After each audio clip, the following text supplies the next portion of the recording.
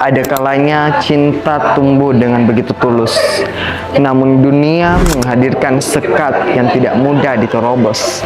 Ada kalanya dua hati saling mengikat, tetapi adat dan keadaan memaksa mereka berjalan ke arah yang berbeda.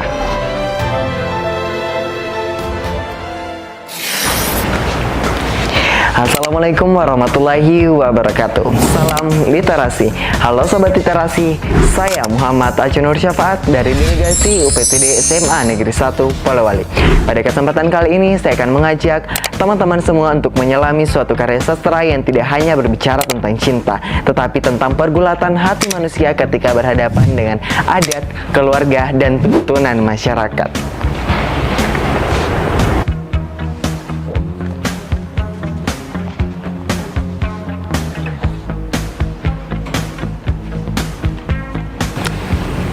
Sebelum melangkah lebih jauh, berikut identitas singkat buku yang akan saya resensi. Buku ini berjudul Cinta Terkalang, yang ditulis oleh Buya Hamka dan diterbitkan oleh Gema Insani pada tahun 2019. Buku bergenre fiksi sastra klasik ini memiliki jumlah halaman pembuka 8 dan 140 halaman isi dengan ukuran buku 20,5 cm. Buku ini memiliki ISBN 978 602 250 6591.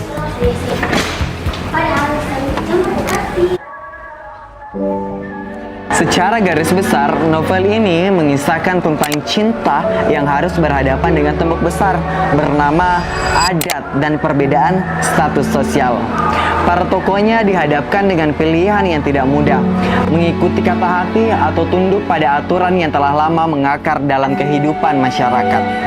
Di kisah ini, Buya Hamka mengisahkan bahwa tidak selamanya luka lahir dari kebencian. Terkadang luka lahir dari cinta yang tidak diberi ruang untuk terus tumbuh. Adat yang seharusnya menjadi penjaga nilai kehidupan. Dalam cerita ini digambarkan sebagai batas yang membuat manusia kehilangan kebebasan dalam menentukan jalan hidupnya sendiri. Novel ini memiliki banyak kelebihan. Bahasa yang digunakan begitu indah, lembut, dan penuh makna, sehingga dapat menyentuh perasaan pembaca. Selain itu, novel ini kaya akan nilai moral, sosial, dan kebudayaan yang masih relevan untuk direnungkan hingga saat ini.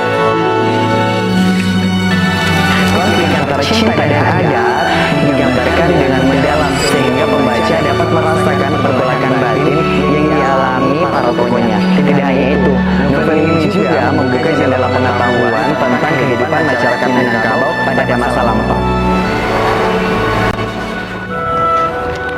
Namun, di balik kelebihannya buku ini juga memiliki beberapa kekurangan. Cerita yang melankolis dan tragis mungkin terasa berat bagi beberapa pembaca. Beberapa tokohnya terlihat terlalu pasrah terhadap keadaan, sehingga kurang menunjukkan perjuangan yang kuat dalam menghadapi konflik. Mungkin bagi pembaca masa kini, ritme cerita yang berjalan perlahan juga mungkin terasa sedikit lambat. Setelah membaca novel ini, saya memahami bahwa cinta tidak selalu kalah karena kurangnya perjuangan.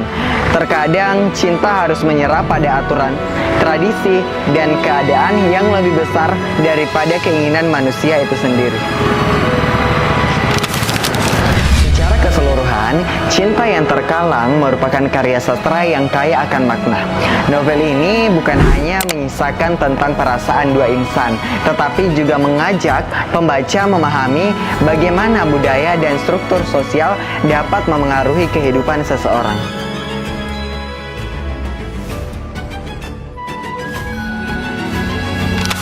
Saya sangat merekomendasikan buku ini kepada teman-teman yang menyukai kisah tentang cinta yang menyentuh, syarat nilai kehidupan, dan penuh refleksi tentang hubungan manusia dengan tradisi. Dari buku ini kita belajar bahwa tidak semua yang kita inginkan dapat kita miliki, tetapi setiap kehilangan selalu membawa pelajaran yang membuat kita tumbuh menjadi pribadi yang lebih bijaksana. Cukup sekian resensi buku dari saya. Terima kasih kepada teman-teman yang telah meluangkan waktu untuk menyimak setiap untayan kata yang saya keluarkan dalam resensi ini. Semoga apa yang saya sampaikan dapat menjadi jendela kecil yang membuka pandangan kita terhadap makna yang tersimpan di balik setiap halaman buku. Saya Muhammad Acenur Syafaat dari UPTD SMA Negeri 1 Polewali. Wassalamualaikum warahmatullahi wabarakatuh. Jangan lupa like, share, and subscribe. Dan jangan lupa datang di Gedung Layanan Perpustakaan Daerah Polewali Mandar. See you!